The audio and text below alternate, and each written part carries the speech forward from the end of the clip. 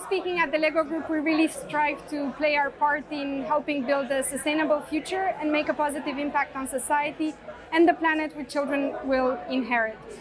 But truly for this specific initiative, we were also inspired by our young fans across the world. We have received many letters from children about the environment, asking us to remove single-use plastic packaging.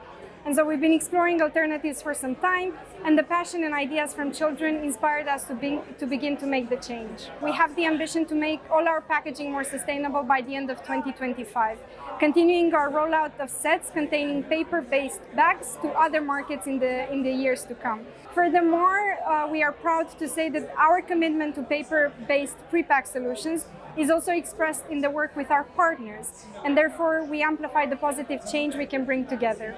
We're honored to receive this award, and it is a wonderful recognition of all of our colleagues engaging with our entire value chain, aiming for zero environmental impact while driving positive change for children by helping them develop critical skills to thrive today and in the future through the power of learning through play.